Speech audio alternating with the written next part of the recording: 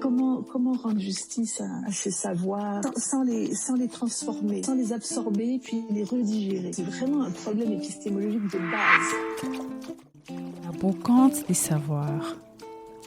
Bienvenue dans votre podcast dédié à la diversité des savoirs, à la justice cognitive et au commun de la connaissance. Ici, les savoirs sont en libre accès et le seront toujours. Savoirs positifs et savoirs endogènes se complètent pour parler de ce qui fait carburer la recherche scientifique. La connaissance de l'humain, du social et des phénomènes physiques et abstraits est au cœur de votre podcast. À suivre dans la brocante des savoirs. Pour conduire cet épisode, je suis Gilbert Babina. La porte de la brocante des savoirs est ouverte et je vous invite à entrer. Aujourd'hui, j'accueille dans cet épisode Cécile Bousseau. Elle est spécialiste en information scientifique et technique et chargée de médiation au CIRAD. J'ai rencontré Cécile pour la première fois en 2019 au colloque international sur la science ouverte de Dakar. En 2022, plus précisément au mois d'octobre, Cécile et moi, nous avons échangé sur les questions d'information scientifique et technique, mais également sur le jeu « Libérer la science ». Cécile est autrice de plusieurs publications dans le domaine de l'information scientifique et technique.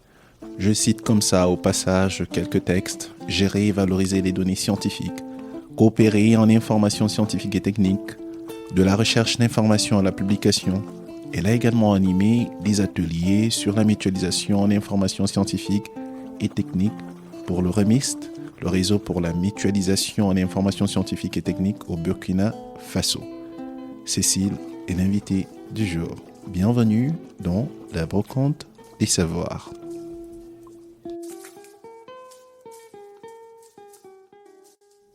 Cécile, bonjour. Bonjour Gilbert. On s'est rencontrés pendant une partie d'Entraque-Jeux il y a 2 ans au colloque de Dakar sur la science ouverte. Après 2019, nous voilà en 2022 pour parler à nouveau de science ouverte. Plus précisément d'information et de médiation scientifique.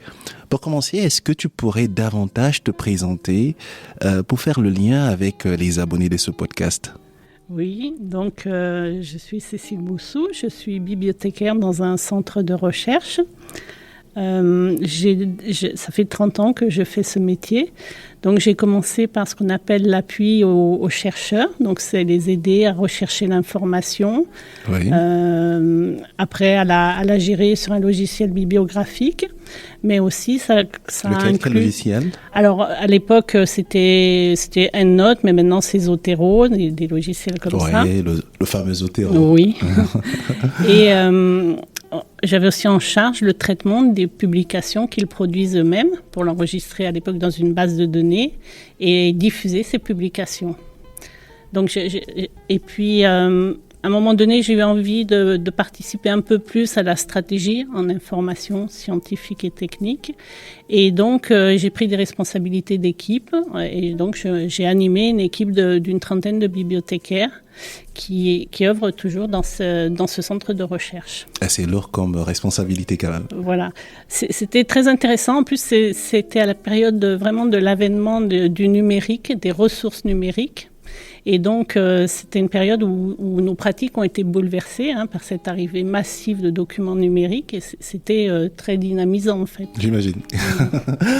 Alors comme ça, est-ce que tu pourrais un peu revenir sur l'IST, pas la maladie cette fois-ci, mais plutôt l'information scientifique et technique, en te focalisant un peu sur les métiers et les domaines d'intervention des professionnels de ce secteur, peu connus dans les milieux de la recherche au Sud, parce que, il faut le dire, on n'a pas toujours les services assez structurés d'information scientifique et technique. Alors, l'IST, tu nous en parles ? Oui. Donc, on parle d'information scientifique et technique. C'est en fait toute l'information qui est utile à la recherche, mais aussi à l'industrie. Donc, c'est pour ça qu'il y a le mot technique, scientifique et technique. Ça inclut recherche, tous ces domaines. Recherche, technique. Voilà. Donc, et c'est ce qu'on appelle effectivement l'IST. Ah, super, voilà. Super. Alors, ça veut dire que tu es constamment en interaction avec et les chercheurs et quelquefois les professionnels du monde de l'industrie? Alors, moi, dans mon secteur, c'est vrai que ce sont des chercheurs, mais des chercheurs qui travaillent aussi dans des filières technologiques, quoi. Puisque nous, on travaille sur l'agronomie tropicale, donc ça inclut aussi des filières technologiques. Oui. Donc, ce sont des chercheurs, mais aussi, ça inclut cette dimension-là. Oui, puisque l'agriculture, on imagine quand même qu'il il y a une partie applicabilité ou application, si tu veux.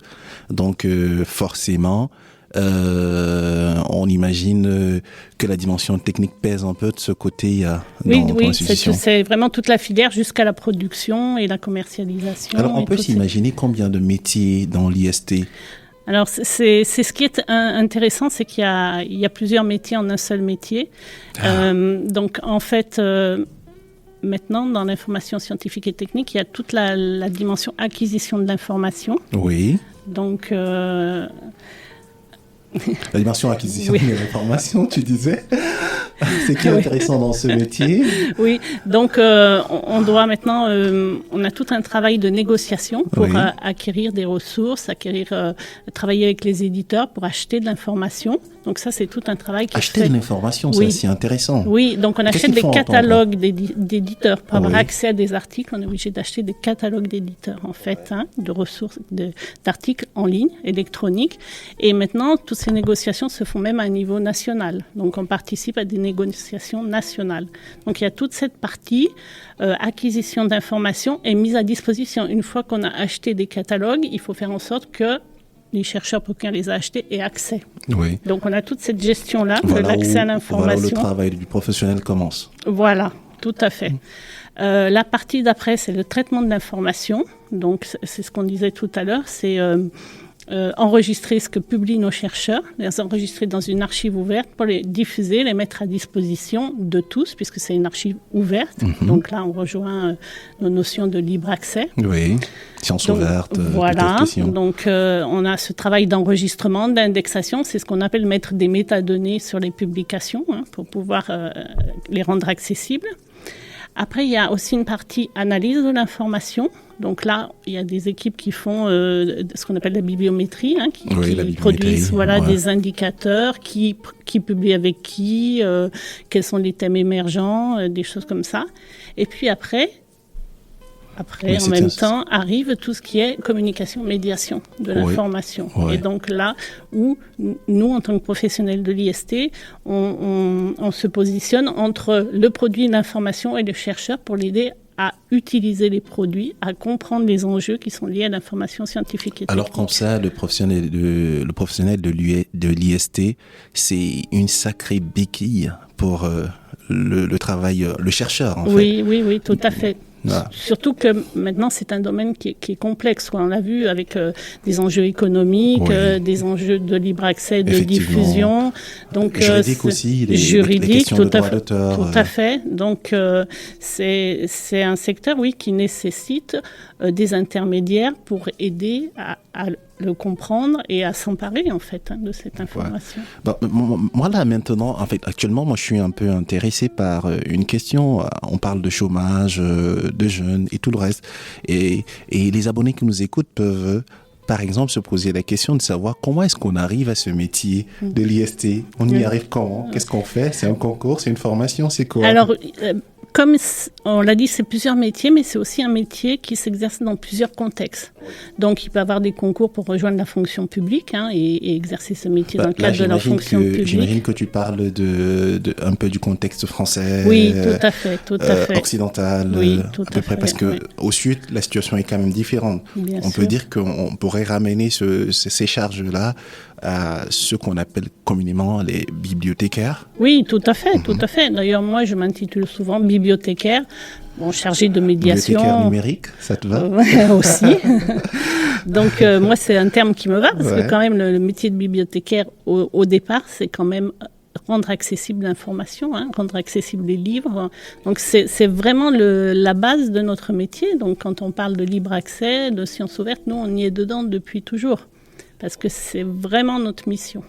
Ouais, mais sauf qu'aujourd'hui, le livre, il est numérique. Voilà, tout à fait. Alors, ça complique un peu les choses, peut-être. Enfin, ça inclut d'autres dimensions. Mais voilà, donc pour revenir, en fait, après, il y a aussi des formations pour exercer ce métier. Donc des formations de différents niveaux. Par exemple, moi, j'ai un master en sciences de l'information. Donc voilà, ça passe par une formation parce que, comme on l'a vu, c'est complexe. Quand même, est-ce que tu penses que un étudiant qui fait, par exemple, la communication pourrait prendre ce créneau et se former pour devenir un spécialiste de l'IST? C'est possible? Oui, bien sûr, bien sûr. Il faut se former parce qu'il y a des techniques. Pour gérer l'information, il y a des techniques et il faut les apprendre. Ouais. Voilà. Mais là, peut-être en formation complémentaire alors. Voilà, tout à fait. D'ailleurs, il y a des gens qui ont des formations, par exemple, scientifiques et qui complètent par une formation en information scientifique et technique, quoi, en sciences de l'information.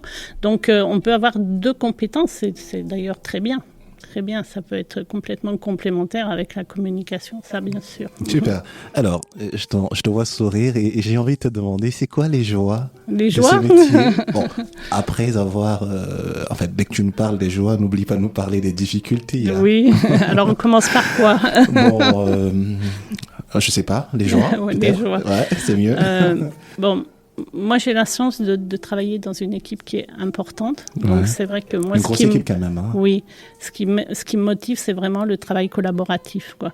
Donc, par exemple, on a créé, il y a une dizaine d'années, le site Copis, Coopérer en information scientifique et technique, qui propose des fiches didactiques sur l'information scientifique. Et ça, c'est vraiment un travail collectif. C'est-à-dire que chacun, dans son domaine d'intervention, a écrit une fiche, a produit quelque chose, avec l'idée de transmettre soit à des chercheurs, soit à des homologues en IST. Et c'est vraiment cette dynamique collective, cette intelligence collective qui, moi, me motive, quoi. Voilà. Donc moi c'est vraiment travailler dans un collectif qui m'apporte une satisfaction. Voilà.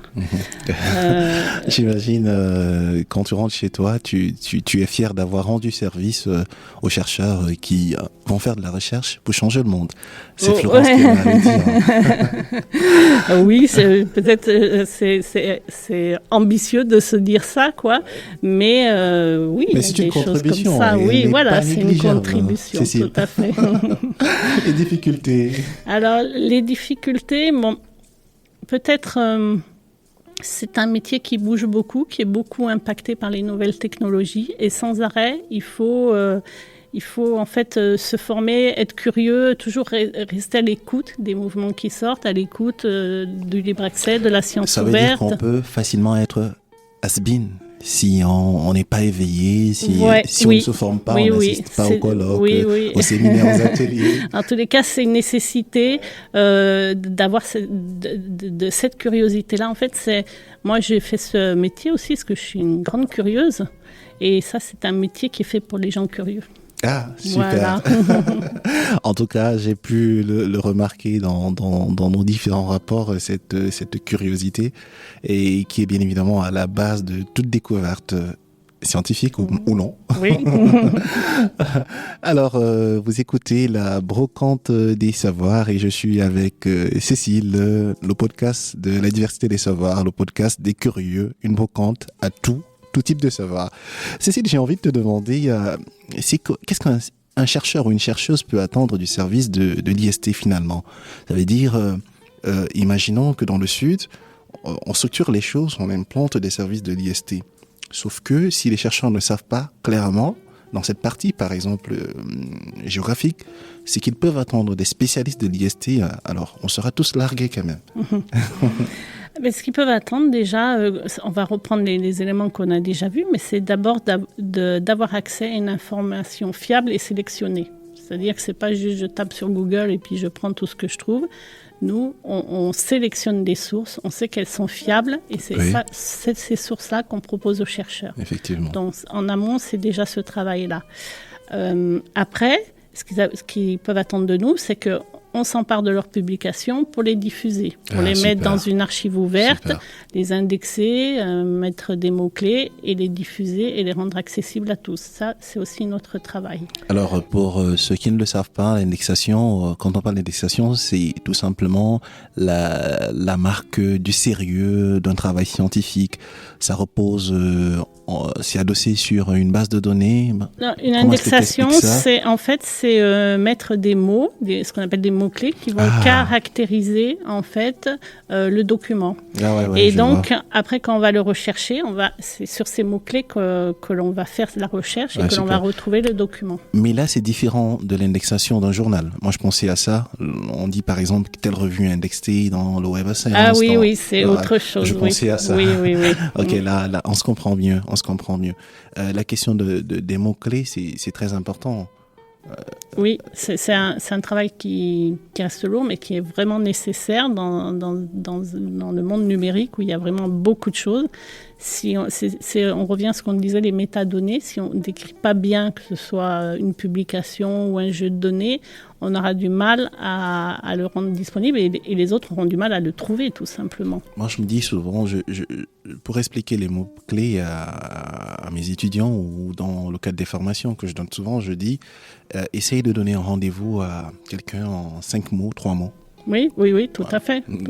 Alors, si la personne arrive à se retrouver et arrive à l'heure, ça veut dire que tu as choisi des bons mots. Oui. Ça peut être la même chose pour comprendre les mots-clés dans la recherche. Oui, tout à fait. C'est un très bon exemple. Super. Alors, à l'occasion des colloques et peut-être d'autres missions en Afrique, tu as certainement remarqué la rareté, la négligence ou la quasi-inexistence des services de l'information scientifique et technique dans les universités et instituts de recherche au Sud. Depuis le début de ce podcast, on en parle. Je ne fais que mentionner ces questions-là. De ton regard d'observatrice, qu'est-ce qui pourrait expliquer cet état de choses, à ton avis ? Alors bon, l'Afrique est très diverse, donc moi je ne connais pas toute l'Afrique. Parlons de l'Afrique francophone. Moi, de ce que j'ai pu observer, moi j'ai participé par exemple à un projet au Maroc pour mettre en place l'Institut marocain d'information scientifique et technique, qui est un institut national, qui est une structure très bien dotée, très bien équipée, avec beaucoup de professionnels qui sont formés. Donc, il y a des structures comme ça. Ce que j'ai observé, là où il y avait peut-être absence de professionnels, c'est d'une part une insuffisance de formation disponible. Donc, souvent, ça nécessite d'aller dans un autre pays ou de venir en Europe ou des choses comme ça. Donc, c'est lourd. Donc, j'ai eu l'impression qu'il n'y avait pas assez d'offres de formation. Et puis, la deuxième chose, c'est aussi une absence de moyens.